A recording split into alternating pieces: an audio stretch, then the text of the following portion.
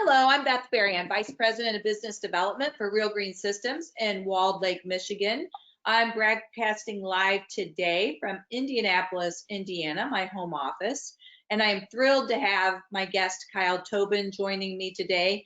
Kyle and Jenny have been longtime friends of Real Green in the industry and leading the way in Canada. And I wanted to show you the coaster that I use every day with my espresso, Kyle. Nice. We were just there. This was so much fun. It's a restaurant in what's the name of the city? King City. King City. It says right on there, locale. And it is one of the best restaurants I've ever been to. And I go to a lot of nice restaurants. And I go there with Kyle and Jenny, and the wine is great. And it just feels like a European trip. So I'm glad to have you here. If you'll give us an introduction and a brief background on you and Lawnsavers, that'd be terrific. So my name's Kyle Tobin. I'm from Canada, And so I've been in business 30 years. This is supposed to be our 30th year celebrations. Go big, go hard in our 30th year, obviously tempered by what's happening globally in terms of COVID and how it's affecting every business. So this is not a franchise. We started Lawnsavers back when I was 16 years old and have been through everything from landscape maintenance through design build, from large projects, large residential projects, small projects, irrigation, tree pruning, the whole gamut. I've been in all of it, but in the recent years, narrowed it down to anything that's a repeat business, subscription-based lawn care and pest control. So what did you start? What was the first vertical 30 years ago? Believe it or not, the lifesaver that you see on my shirt here was because I was called Starving Students when I was 16. I was inspired by those rock videos. And really? Rock videos where the guy's out cleaning the pool. I thought with this lifesaver, I could clean pools, make some money. I was in a rock band at the time. I had long hair and thought that was where it was going to be. You know, I wouldn't be touring right now, I guess, if that was the career path that I followed. But over the years, nobody ever called us to clean a pool, not once. But I've always kept the lifesaver as part of our logo. As we evolved from student business through university, and as I graduated from university, focusing on something that made sense, something that I could grow, something that could be worth something one day. And over the many years, that's where we've narrowed it down to today. That's very cool. I did not know that story, and I would love to see you with long hair. Did you play guitar, or what did you play? I'm the drummer. So drummer jokes, go ahead right now if you want. Yeah, we're guys that hang out with musicians. I've heard them all. Okay. At the end of the day, music is nothing without a beat behind it. So that's a fact. So update those of us in the United States about how COVID is impacting Canadians and also the green industry. So like everywhere, there's a major impact. And in terms of governments being able to figure out what to do, how to handle this, whether it's the economics, whether it's the practical side of things, and certainly the health side of everything, that's where we've had, governments it's so fluid, it's changing day to day. I mean, you start getting sick of those cliches of it's fluid, we're in this together, all of those different words that are coming up so often. But overall, I would say that Canada's handling it quite well. My biggest fear is on the economic side, like so many people, but not the economics of a business in and of itself. I think no matter what businesses, there's going to be winners and losers. And that's going to be the sad truth of all of this, is if you haven't been running a business well up to date, your faults are going to be exposed dramatically. And that's the sad part. But even more so, the focus on economics from government intervention side. And the government has been handing out money hand over fist to businesses, to employees, to people all over in order to keep cash in the economy, cash moving around. And although that's got a lot of benefits, I fear for the future and what that means, because all of this either is inflationary or it's got to be paid back. And the types of money going out every single day, it seems like there's another 100 or 400 or 200 billion dollars going somewhere. And keep in mind, the easiest way for economics, if you're comparing US to Canada right now, is we're about 10% of the size in terms of population, maybe a little bit less in GDP, obviously, but it's easy to divide things in 10. We're about 37 million people. The state's 360, 370 million. So if you look at it that way, we're just over a much larger area. So I'm based right near Toronto, north of Toronto. I'm just a suburb of Toronto. So those types of, so this is, it's close to 9 million people that are in the greater Toronto area. So this is a tight area. Not as big as New York, obviously, or as tight as New York, but people are surprised when they understand how big of a city Toronto is and its surrounding areas. But then you've got other places like Vancouver and Montreal. Things are very spread out, but then big cities in and of themselves across our country. So that's interesting about the amount of money that's being infused into the Canadian economy, similar to the US. And my biggest concern with the way in which the US is distributing the funds, we were very fast to shore up payroll protection programs, which is fabulous for those that are impacted. But even the stimulus checks that were sent out almost to everyone. There were top ends where folks didn't get checks. But for instance, my son, one son's a firefighter, my other son is in the trucking industry, in logistics. They are in industries that are only being impacted from the standpoint of they're making more money and working more hours than they've ever worked before. And yet they got the checks and they're like, Mom, why did we get the checks? And so I've seen friends of ours who have struggling businesses or struggling personally, and I'm glad they got them. It just seems like this shotgun approach to start spewing out money that, to your point, has to be paid back, accounted for in some way is disconcerting as an American. Do you feel like you're doing a better job from a Canadian standpoint at identifying truly those who need? I think from what I've read that we're probably doing it a little bit better, but I don't think anytime that a government's giving out money that isn't really theirs, or it's being printed, or it's taxpayer money, I don't think anybody's going to do a great job of that from a government standpoint. However, what I do understand is that the money is getting out to people very fast. There's no caps. I think that one of the things I've read about, and you can correct me if I'm wrong, is that there's limits to the amount of stimulus in certain sectors that may just not get out to the most vulnerable or the poorest people, things like that. We have employment insurance programs as well, but then we have a product called CERB, CERB, where people are getting up to $2,000 a month, or they are getting $2,000 a month immediately with a simple application process. And that's gone out to millions of people. The problem is, and that takes them off of waiting to get on employment insurance and things like that. So it's meant to be quick stopgap measures that can have, I think, a 12-week limit of it. Could be 8 weeks, but it's a 12-week limit at this point.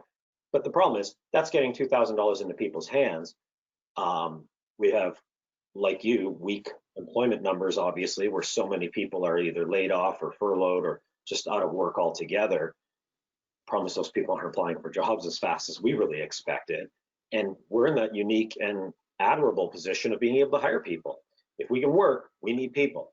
And, as we were hoping to maybe upgrade, and we are able to upgrade with some people right now, I think there's also a lot of people that are using this as an opportunity to maybe take a break and stay home. And I've still got cash and I'm not spending much. I mean, obviously fuel prices are so low right now, they're practically paying you to take oil, and and you're not spending money on transit or vehicles and things like that as well right now. So apart from toilet paper and food, which seems to be, is toilet paper a huge thing there too, where people We have no idea why. Now in Indianapolis, if you need any, I'm sitting on Fort Knox, I can get it to you. But yeah, it's a weird thing.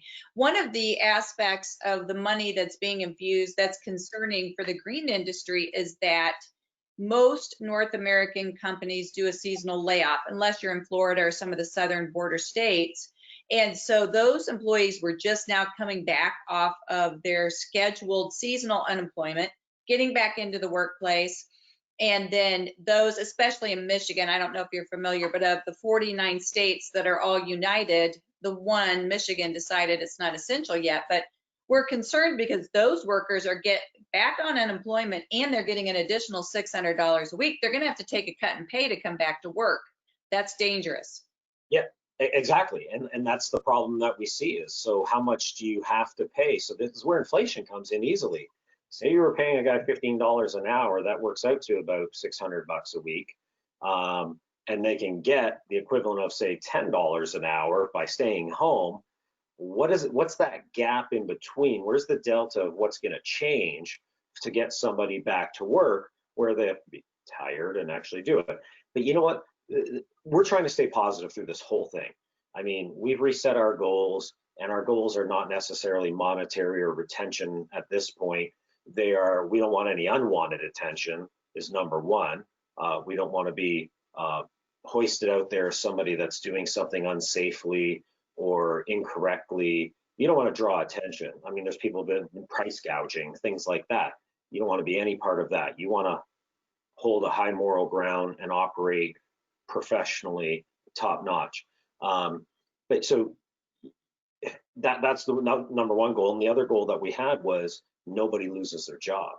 And that's what we wanted to make sure we do. So we've been taking a lot of risks as an employer to keep people employed.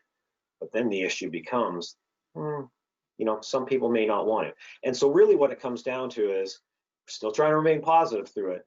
The ones that really stick with you and do the work and are showing up each day and staying positive and safe, working safely, are the ones that you really, really admire and you've got to thank, because they're in the trenches with you, and that's the most important part. And it really gets you right there to see these people coming in, because they've got families too. They're worried too. They have heightened anxiety as well. Everybody has all of these concerns and questions. The news media is just coming at you nonstop with things that some's true, some isn't true, some is meant to just blow it up and make you scared. And I mean, anybody's a journalist these days, right? And the questions they ask sometimes are just ridiculous. Yeah. I like to stick to facts and science. I've learned that over the years, fighting pesticide bylaws, et cetera. I want to stick to what we know versus making assumptions. We know already that assumptions change dramatically, so anyways, just to reiterate, it's good to hear, it's good to see and witness the people that are really working hard. And I think that's going to be a great interview question down the road is, what did you do during the COVID crisis? I love that. But to that point, and to also reference the amount of money that the government is throwing at citizens, I live in Indianapolis, Indiana. Eli Lilly is based here, and we have made dramatic strides in testing and also some potentially new prescriptive medicines to treat the disease. But this is not an event, and it's going to become a lifestyle, don't you think? It's from what I know, and also not a scientist and avoid mainstream media, we're not going to eradicate it anytime soon. And the long-term economic consequences are certainly ahead of us. And you're one of the few people who have acknowledged and mentioned that, but it is not an event, but a lifestyle. Absolutely. And it's predicting exactly how that'll play out that is really, really difficult. And it changes on a day-to-day basis. I funny enough, I'll even sit around and ask my kids what they think. I've got a 16, newly 12-year-old yesterday and 13-year-old. She's 12 under, her birthday's Earth Day, so happy birthday to my little. That's the youngest now, Beth. So when you look at that, you wonder, first of all, what it's like for school. So we talk about lifestyle. What's it like for school? Are they even going back? Here we go back in September. Will they be back in September? Will there be a difference? It was funny. We had a teacher strike for quite a while. Felt like a couple of months before this all hit the fan. And it's funny how quickly they settled in the middle of it. And one of the biggest parts was our provinces were mandating them to at least have, I think it was a half an hour of instruction online, e-learning, as part of the curriculum. And it's funny, they were fighting that tooth and nail. It's gonna be really interesting to see how they can fight that coming into this after the fact, because my kids are doing lots of e-learning now. Everybody is doing e-learning. We're doing e-learning. Look at us right now instead of having a meeting, right? So when you think about the change in that, we were hoping to find some bigger real estate for our business as well beforehand. And so prices are going to change, vacancies are going to change. Do you need more office because you need to stay 6 feet apart forever? Or do you need less because more people are going to be working at home? What's going to happen that way? Oil prices, when you think about how this has changed dramatically in terms of travel. I mean, I haven't been in a traffic jam in a long time, and there's a lot of traffic around Toronto. So that's a pleasant thing, and it even provides more time. So you look at all of these things, how we get groceries, how we get any type of service. Things are going to be a lot different down the road, and predicting that can be really, really hard to do, but you've got to be ready for it. One thing in our own business, we're trying to get people to work from home, more of it. But as you go down that road in terms of having work from home agents, in terms of call center for sales and customer success advisors, the biggest problem we had was there were so many more questions the more we got into it. It wasn't as simple as having a VPN and then having access to your database system and a phone. It's, well, are there kids at home? Pets? What's the security like down the road? Like for phone calls or taking credit card numbers?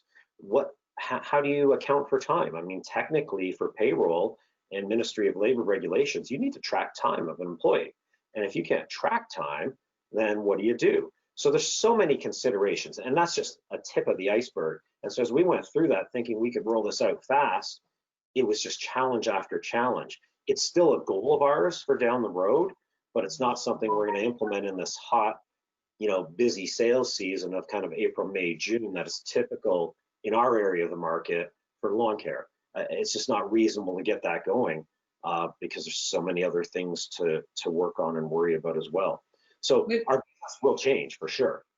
We've had to figure out a lot in a very short period of time from a lot of what you just said.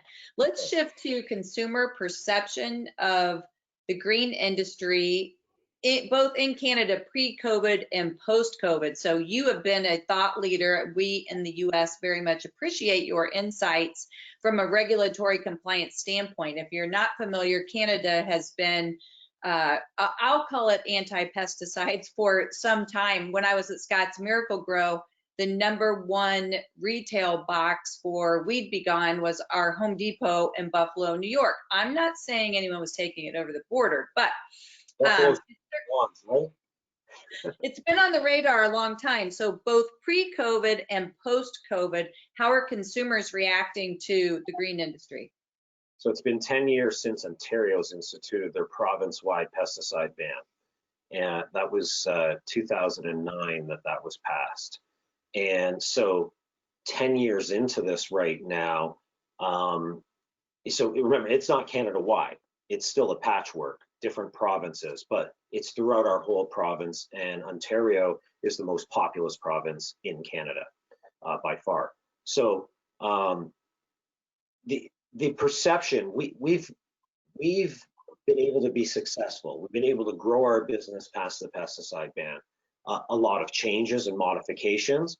Certainly, some of it needed to be done very quickly in a matter of months back when it was passed, but we've had a decade to refine it. And I think that might be a pattern that occurs with this too, is although we've made a lot of changes fast with COVID, there's going to be years to refine this into seeing how a new way of business might evolve.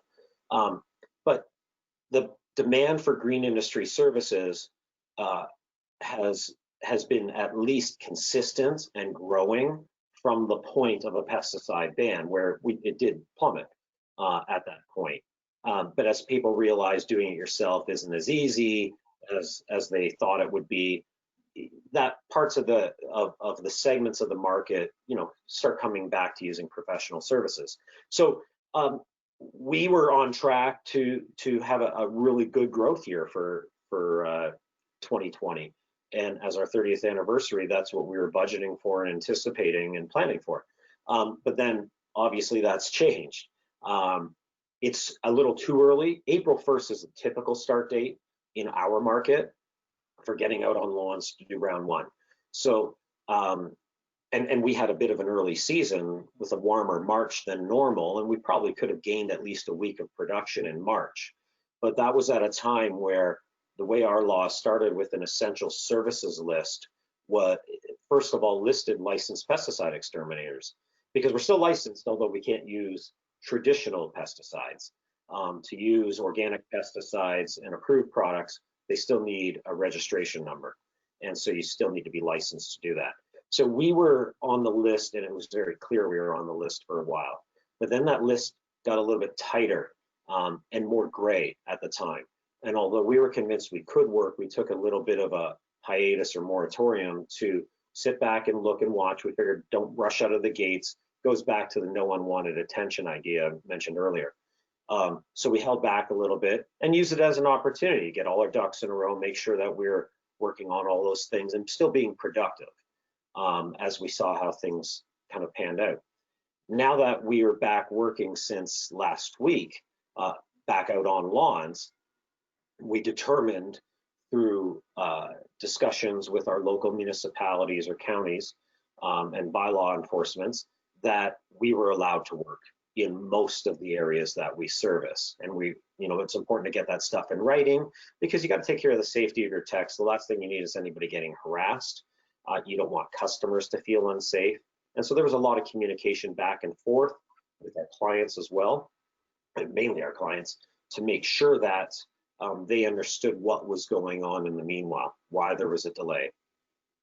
The strange thing out of all of this is I never fathomed, apart from the people that said thank you and I appreciate it, you really learn those great people that are actually thanking you for doing what you're doing.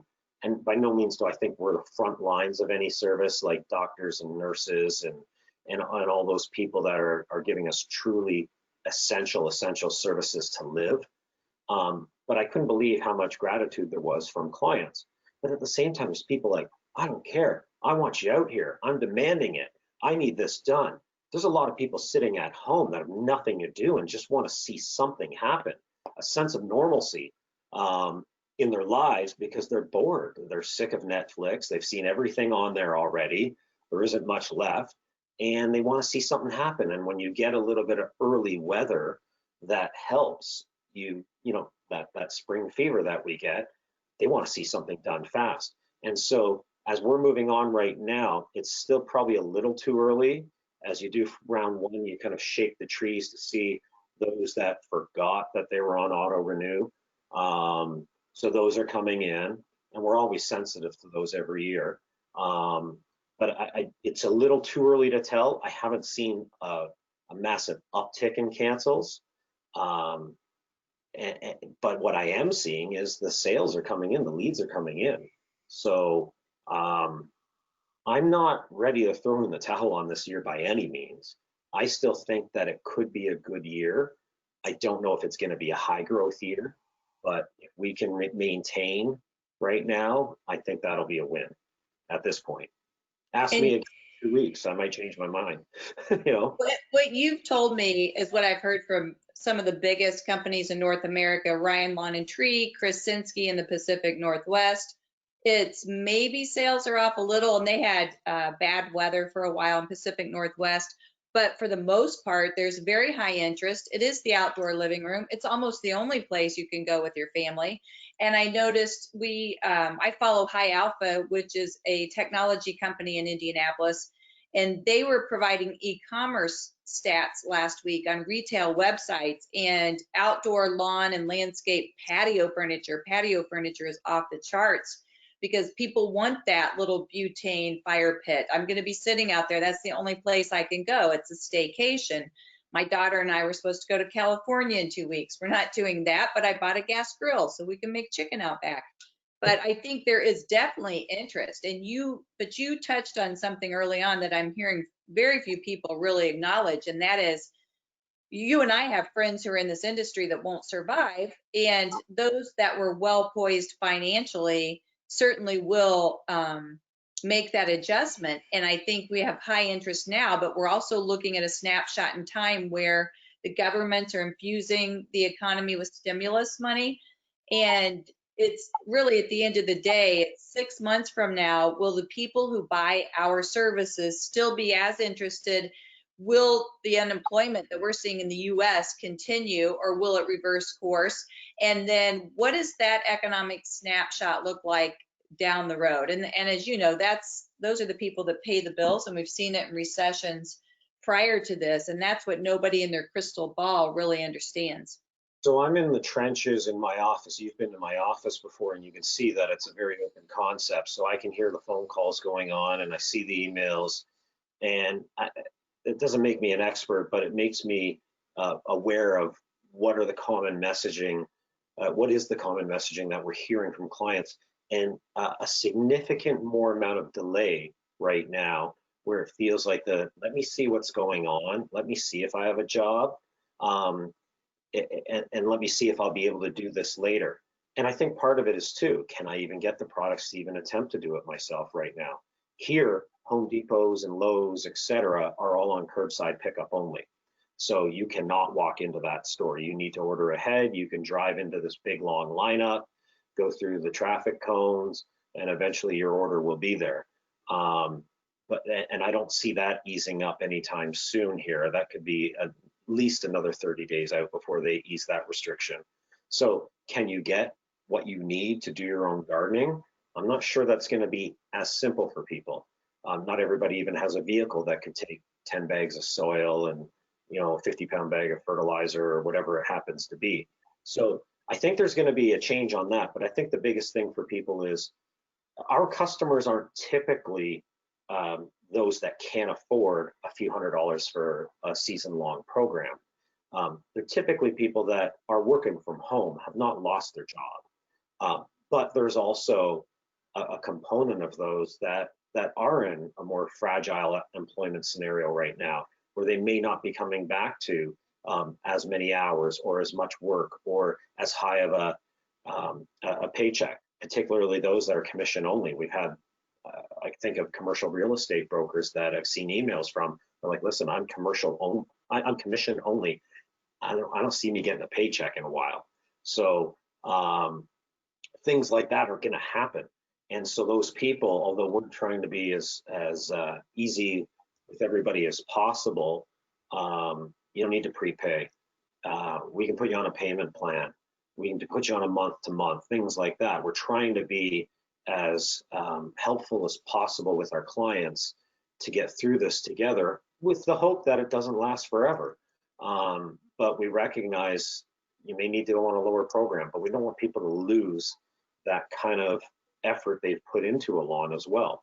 So it's been a challenge that way, and figuring out what's right for everybody, because I think there's something that's more right for some than others, and it's not a one size fits all. Every situation is a lot different. I don't think you can just categorize it into typical cancel reasons or hold reasons that you might have used in the past, or even just a COVID one, which becomes a catch-all for everything, really. You know what I mean? So Yeah. Harder to determine the segments that customers would fall into, but our hope is that a lot of them will come back, that maybe a cancel for now, but it's more of a temporary cancel versus I didn't like your service kind of cancel. So yeah, who knows, right? Yeah. Well, and we've always talked about, even in times of recession, when I was at Scott's, we would create value programs, but consumers for the most part understood that their home was typically their largest asset. And in order to protect that, they would at least have the bare minimum program. one of my favorite traits about you, and there's several of them, but you are very innovative. So if you were giving advice to a peer in this industry right now, how would you take an innovative pivot to stabilize or grow your business right now? That's a great question. I wish I had an amazing answer for you right now, but I think it's to actually not get too much into scramble mode and try to be everything to everybody right now. The thing is, if you're running a tight business, you can still run a profitable business, or at least one that can carry on and not lose money, by focusing on streamlining. Very early on, we did what was recommended, is let's look at everything we have, where can we tighten up just in case, and where can we be more efficient? How do we do all of this in a way that takes care of our employees and then takes care of our customers? But I think one of the biggest parts is not running off to every other little thing. I know that a lot of people are wanting to add disinfectant services nonstop. But so weigh disinfectant services versus letting people know more about your tick control, for example, or mosquito control, because still people don't know that that service exists in a lot of markets. It's something that you think you advertise well, but do they really know about it? For me, I think 20% of our customers might even know that we offer mosquito and tick. And that's just me being realistic Right. about. So I'd rather work on letting the other 80% know about something we can do efficiently for them while we're there on another lawn service, or versus, and we may still go the disinfectant route too, like where we go into homes and offices, but that's got huge challenges in terms of time and effort to perfect that. And there are companies and competitors already doing that. So it's really seeing where we can be of value that way to our customers. But I'd rather focus more on the customer service and retaining the clients we do have and keeping them really, really happy, making them say wow, so that they truly appreciate it. And I'm looking at retention down the road, right? I Yeah. want to retain every single customer we do have the privilege of serving this year. So How many domains do you own now? my wife might watch this. I At least 600, I would say. thought about you last week. I'll send you the ones I ended up buying just on I a didn't whim because I this. thought it would be fun. I have not spent more money on this because in our budgeting conversation, she was the first to say, well, I know where we can save some money. How about we get rid of a bunch of these domains? And I was like, that's untouchable, but I'm not buying any more right now because I'm really hoping that COVID doesn't become something that lasts forever. Right. So I haven't chased new domains on that, but in terms of Christmas lawn and pest control, I've got a lot of them. You So own most of Canada. I know that. So I think that the period in which we are all living right now and emerging as business people will be a reference point down the line for looking back to how we did really hard things. In the last 30 years, other than this event, what was the most difficult period of time for Lawnsavers and how did you manage through that? well, no doubt it was the last crisis 10 years ago when it came down to pesticide bans in our market. It had started over a few years preceding the Ontario-wide provincial ban, but we were fighting in municipalities all over the place. And I had very young kids then, and it was like, do I want to be in this business if this is what's happening? And I'm sure, no doubt, those questions go through people's minds right now: is this worth it? I mean, I think there's an annual occurrence in everybody's mind in this industry and seasonal businesses where it's like, oh God, why do I do this every year? And should I change? But, and certainly COVID's probably going to exacerbate that for people. But back then, it was municipality by municipality. It just felt like the dominoes were falling. And we stuck through it. We fought, we innovated, and we said there's got to be a way to survive through this. And we kept going. And when it was the provincial ban, it was actually better because it took 6 or 7 really fractured bands that one side of the street was one thing and another side was another, and it kind of made them more cohesive. So at least we had a set of rules we could understand it. We could understand and then follow. So we got through that, and then it was difficult. There wasn't any real organic products at the time that had any kind of market testing to really perform or provide a promise to somebody. So we changed our programs over the years. We made a lot of enhancements and differences to where we are today. And I'm satisfied that when we partner with a client, we can give them a really nice green, thick, and healthy lawn. It may not be 100% weed free, but was it really with chemicals anyways? I don't think so. But that was the hardest time. And I'll never forget the day that they passed the ban in the city of Toronto was a day that I just wasn't sure if this was what I wanted to do anymore. And is it even worth it? And I remember last minute, my dad was traveling for business over to France, and he said, well, if you can get over here, you can be part of the trip. I'm going to see a fair amount of places in Europe. I booked a ticket with points. I said, I'm out of here. And it was funny. There's always a good side to every story. And I like to be an optimist. I had said I think my sister was working with me at the time as well. And then some others in the office. And I said, guys, I'm going to be away for 10 days. I need you to handle things. Holy crap. Everybody always challenges you to really trust your staff to see if they'll step up. They stepped up. I thought I'd have emails and calls all day long while I was away, and there was practically none. I thought the place must have blown up. And it was really that they just all stepped up and did a great job. And then I came back renewed and invigorated and energized. And we really took the business to the next level at that time. And I think that this is the same sort of thing. This too will pass, as they say. And eventually there will be a vaccine. Eventually this will be under some control. I think it's a lot longer than a lot of people think. I mean, I do notice a difference. You asked earlier. The biggest difference I see is I think we do take it more seriously here in Canada. There's people that are up in arms and more about their liberties, and I get that. As a political science major, I get it.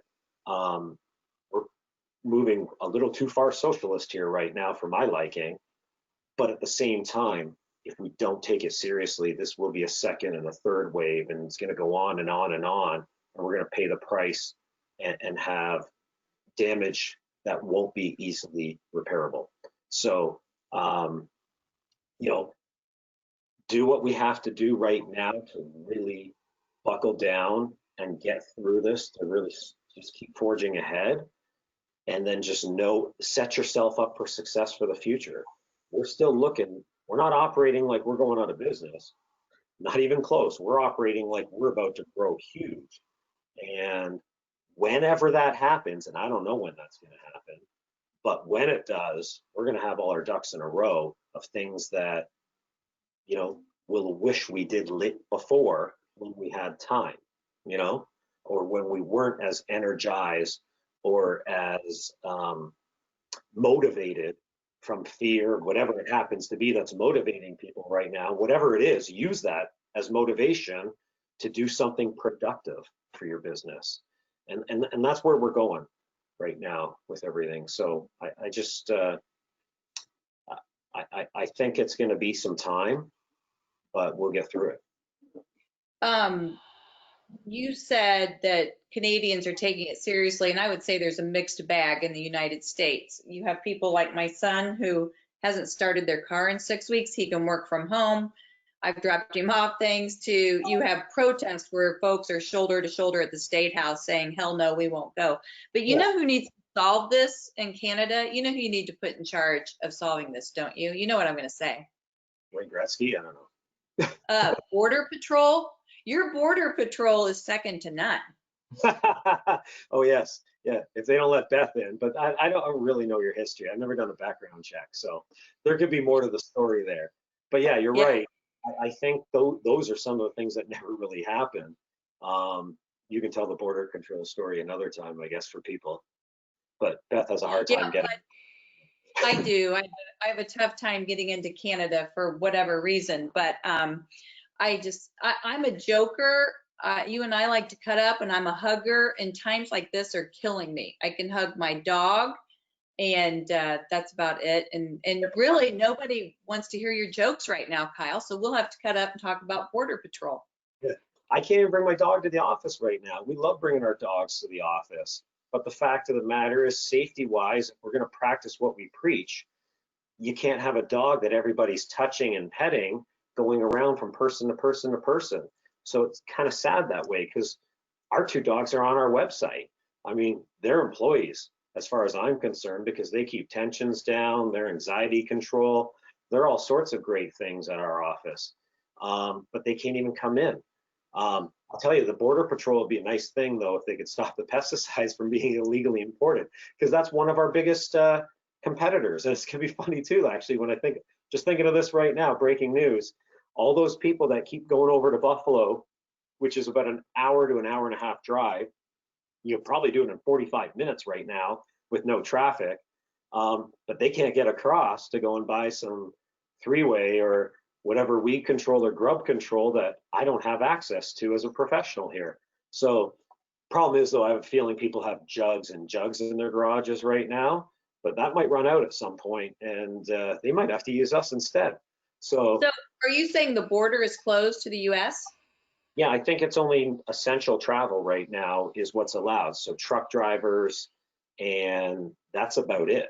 It's a highly limited amount of people, and they just extended that about a week ago for like another 3 to 4 weeks, where you can't just go across the border because you have family there or anything else. It has to be essential travel.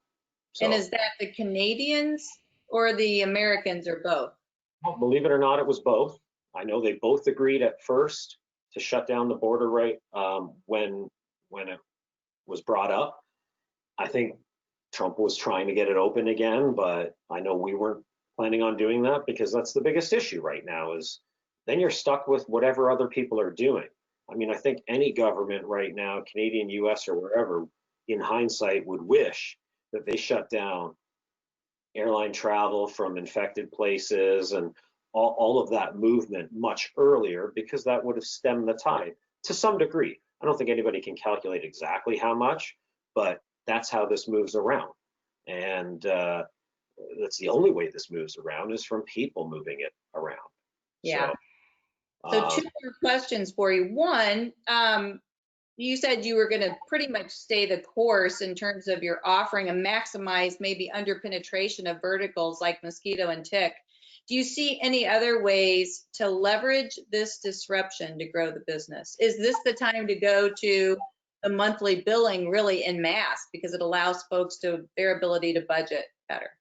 that was on our radar at any point before that as well. We're gauging it as to how many people really want to do that.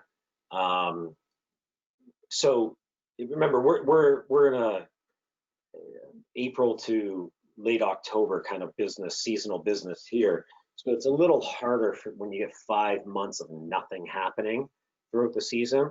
If we were at 3, it might be a little easier to deal with. But regardless, I'm not going to say no to anything, but we're gauging if that works. So the 12-month subscription or installment plan is something we're looking at, whatever works for people, just to keep the money rolling. We're looking at other services, but again, the same thing right now is just improving our service, I think, is going to give us the biggest dividends down the road. And I think that probably applies to most businesses. If we think we're perfect, go ahead and keep thinking that, until you're in business. I never do. So we've got a lot. What is the perception from your employees? I assume you have mostly one employee trucks, and are they confident in their ability to stay safe during the course of their day? Yeah, I think so. We're keeping in very close contact, constant communication. And in fact, we're having some issues with people that say, oh yeah, well, I don't feel well or whatever. And it's funny, those things outside of this situation were probably not as alarming in the past, where somebody might have maybe had too much to drink the night before and they had a headache, which might have been a hangover. But if you're reporting that now, well, then you're onto the symptom list, and we have to determine if you need to take 14 days off and self-isolate. So there's no joking about it anymore. And it kind of sucks that way, because when you're trying to build culture and all those things, there's nothing we can do together. I mean, there's very little we can do. We can't even share food at the office. So there'll be a big party later at some point. But making sure that we're communicating with them regularly, making sure that any type of concern they have is brought forth. I think for the most part, people think we're overkilling it, but I'd rather have that happen than people think that we weren't protecting them. So every day, certainly every week, there's a new improvement we're making to our safety protocols and updating them. I think people are getting a little tired of them to some degree in the office, because we can't let our guard down. We let our guard down and somebody gets sick, you know, that's no good for anybody. And we don't need, you never know how it'll affect somebody. So I think I told you before, back in January, I was pretty sick and I thought it was just a flu. I don't know what it was. I mean, I haven't been tested for antibodies. I don't even know if they can technically do that well. But I wouldn't be surprised if that's what I had way back then. You know, it's crazy, and I don't want anybody to feel like that, because that's the sickest I've felt in a long time. So I think our employees know that we've got their back, and that, like, they know if a customer approaches them, it's stand back 10 feet. This is the protocol. If you don't like it, sorry, call the office. It's their protection first. And that their protection is what protects our customers. So I'm more than willing to have that conversation with any customer that has a problem with it. We need to make sure that everybody goes home safely. Larry Ryan said to me, and you touched on this, that actually in Kansas, consumers are glad to see him. They know it's a small, locally owned business. You're part of what should be here during the springtime. And in fact, although you better do a good job from a quality perspective, because everybody's watching you. You don't have to worry about the cameras anymore. You've got live eyes coming through the window. But he said there are far more homeowners than usual stepping out into the porch and waving and saying thank you. Yeah, and through the windows is what I'm hearing feedback on as well. Just wanting that kind of connection with somebody, like, hey, I spoke with somebody. You know, you see it out on the street as well. I can't believe how many people walking out, just trying to get out of their house and standing back, but trying to have some sort of a conversation. I think there's gonna be some good things that come out of this down the road. People may be appreciating the value of, like you said, a hug or a conversation, human interaction, because it's funny. My kids will tell you, and they'll complain all the time, but that's the thing that I've been preaching forever with them as well, is they're growing up in a generation where they're hiding behind their phone or a tablet or something in front of their face. And I've always said, you'll never understand looking into somebody's eyes and reading body language and all these things. This is what will make the next generation successful in life, is their ability to hone that as they grow up and be able to read people, you know, simple emotions, and, you know, talking to people and not just taking tone. Like, think of how tone deaf an email is or a text, right? But if somebody says the same thing to you live and in person, when you can read their body language and see it in their eyes, it takes on a whole different meaning. So it absolutely does. I'm going to keep this on my desk, because it's going to be a point of inspiration, because as soon as we can travel, I'm coming back up there and we're going back to see your friend here. I'll tell you something about that. What we're trying to do is profile small businesses in our community. Just as, instead of asking for things, and this is maybe some advice that I could give to people, don't ask for anything, you give by getting. And so what we've tried to do is go around and profile small businesses that we like in our community. And Locali was one of them, where we went by and they were unsure. They were just starting. I think it was their first day of doing takeout that day and not sure how they were going to make it happen. I'm not going to say they're thriving with it right now, but they're keeping afloat. They're keeping their employees there, and people are more than willing to support them. But I would say, as a small business, for all of us to go out there and just profile on your social media another small business that you like, just to give them a little leg up. Not all of them. We're in a privileged position in our industry, I think, being in lawn care and pest control, that we deal with databases on a regular basis. We're all Real Green users, and we're used to segmenting customer lists and reaching out, calling ahead, sending out prepay letters, marketing letters, all of these different things that I think we take for granted. Other businesses don't do that. They open a door, they put an open sign on, and they hope customers come. They might buy ads in newspapers or magazines or post up a website, but they don't know how to market directly to a consumer. And if you can even help a business do that, that's something pretty special you can do to help others right now. I know we're helping a local dry cleaner who's a friend, but he didn't even realize he had 750 email addresses in his database. I exported it to Excel for him, and he's using MailChimp and something like TCN right now to reach out to them, because his customers didn't know that he was an essential service and open, and he was putting it down, you know. But it's keeping them alive now. And this is like back a hand to all of us in this industry to reach out to customers on a regular daily basis. So profiling businesses and helping other businesses that you know, why not? You know what I mean?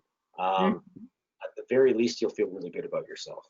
So Absolutely. You always inspire me, even though it's virtually. I'd give anything to be at Locali right now. But the yeah, last time we were together was at the Real Green User Conference, and we're walking through the Gaylord, you and your lovely Jenny. And if you've ever been to the Gaylord in Nashville, they've got a little radio station, and there's always live, and they bring in, I guess, I'm not a country person, but they bring in country people usually. And so this guy is sitting there, and I'm like, who is that? Who is that? And finally, Kyle says it is John Oates, right? John Oates. John Oates. So then I'm like, oh, Hall & Oates, okay. And then we start, Jenny and I think, kind of started picking apart, because he's had a little bit of plastic surgery. He's probably not going to watch this. And he comes walking out the door. We had just got espresso. And so, Kyle, tell the audience what you said to John Oates when he walks out. I can't remember. You don't remember? It was super offensive. Well-intentioned, but really came out the wrong way and insulting. And what did you say? Something like, you used to be good. I don't know. I used to like you back in the day. I used to really like your music. Yeah. The thing was, I was lying. I was never into Hall & Oates, but I admired them for their accomplishments. Yeah. So I think that's what was going on, is left brain, right brain. I was trying to be kind, but then I was trying to be honest at the same point. It just kind of, yeah. Jenny and I just looked at each other like, what did he say? And then John Oates says, you used to? You know, I've got new music too. We're like, oh, that's cool. That's so cool. Anyway, I just saw the other day, he's supposed to be in Indianapolis in July. Probably won't happen, but I thought, maybe I'll go and take this picture. But it gave me a good laugh. You always give me good laughs. You always inspire me. We always have dumb conversations, like Shark Tank conversations that aren't even about lawn care, but you're probably one of my top 5 people. If we lived next to each other, we'd spend so much time in a bar talking about cool business ideas. But we'd probably be unemployed at that point because of alcoholism. You're right, we probably would be. Well, I really appreciate your time today. I thank you for everything you do in the US. I know you spent time at Blades of Green, and you've been a huge proponent of US lawn companies trying to stay ahead of the curve from a regulatory compliance standpoint, because I think I've heard you say before, it's when you don't show up to the meetings where someone first starts talking about it, that day that you had 10 years ago is going to happen to all of us. And it probably will anyway, but what advice do you have from a regulatory compliance to stay in front of those? Well, I would just say that it's going to happen anyways, whether you think it will or not. Um, it's going to happen. It will be in your backyard down the road. And guys like Blades of Green are smart. They know it. They saw it coming a long time ago, and they prepared for it. We've had lots of conversations over the years about it. And I would say that when they came out with their plan to attack it this year, because they didn't have much time, it was brilliant. I read it. They're asking me to review it. And I'm like, there's nothing I can add.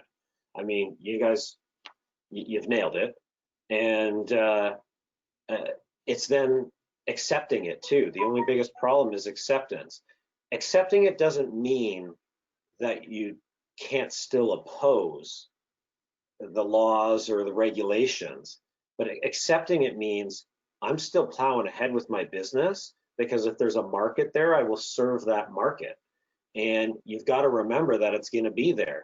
And so you can either let it happen to you and go down swinging and die, or fight standing up and you keep moving ahead with a plan to embrace it. Embracing it doesn't mean, like, people think, oh, well, you're an organic lawn care company, you must hate pesticides. No, not at all. I wish I had some still, and that'd be great. But I don't, and so I can either A, bitch about it for the next hour and a half with you, or B, talk about what we've done to move on and grow a business. So that's what we are. At the end of the day, we're business people, and we want to move ahead. So I would say it's going to happen. How fast it happens in your area is probably going to depend on your political climate. And I know everybody says, oh, it won't happen in my area. I hear it every time I'm traveling the US. No way, that won't happen here. Not with Trump, or not with this person, or not with that. They don't make the rules on that. The customer ultimately makes the rules. And I'm sure they're asking. I see a lot of uptake with different carbon sources, humic acid, all the different organic nutrients already, where people are really having a lot of success with those in different markets in the US. And that's just one feature of it. If we do our jobs right and we understand what IPM is and organic lawn care, or just lawn care period, it isn't about all the chemicals we use. It's about the health of the lawn. And that's really what the focus needs to be. So. Interesting. Yeah. Coming to a theater near you, whether you think it is or not. And to your point, it's those soccer moms that are going to drive this. Absolutely. Well, it will be. Funny enough, though, it isn't that simple anymore. It's people you don't even expect that demand it. So it's not just soccer moms. And besides, there's a lot of soccer moms out there. So there are. And I was a soccer mom. That was not a disparaging comment to soccer moms. I was on the board of the soccer moms. So, but yeah, it is a groundswell of in places you wouldn't ordinarily expect. And to your point, based on your tutelage, Brad and his team and Mark were prepared not just to, we'll try to accommodate it, but we're going to embrace it. Here's the brand new brand. Here's the name. Here's the way we're going to package it. And they capitalized on the opportunity. Yeah, and that could have taken them years to figure out if they were just fighting, but by having that embracing mindset, they turned it around quite fast. And I'm sure they're successful with it, because everything they touch, they tend to be pretty successful with. So I just think that everybody needs to kind of learn from that type of thing and just go, okay, yeah, this doesn't have to be scary. We can deal with it and make it a part of our business. The real world rewards resilience. And you, my friend, are resilient. I know you guys are going to weather this storm very well. And give Jenny a hug for me. And as soon as I can make a run for the border, I've got all the proper documentation. I've now been trained. This will be no problem next time. I get to talk to Jen Lemke next week. So we will have another reunion at the schoolhouse when we can get together. Beth, I want to say genuinely thank you for what you're doing now too, because it's changed your business as well. I know this isn't what you normally do, but I bet you people are going to be demanding that this is the new norm. People like us, like to hear from you. I know I appreciate the advice of all the experience that you have in this industry.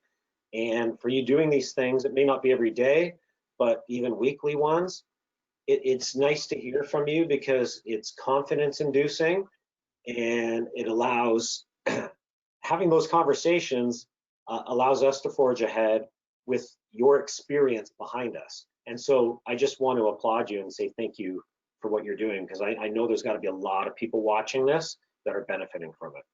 So, Well, I really appreciate you saying that. And I've heard people say there's this word collage of unprecedented times and all the bullshit words none of us want to hear anymore. But it's easy to feel isolated personally, and the events that you and I would typically get together aren't happening. So I'm glad that virtually we can all stay connected and share best practices. That's one of the best things about this industry, is that we do share, hey, Kyle, this is what's working for me, or how did you handle this problem? So thank you very much for always generously giving of your expertise. thank you too. All right, give everyone a hug and we'll see you soon. Take care. All righty, bye-bye.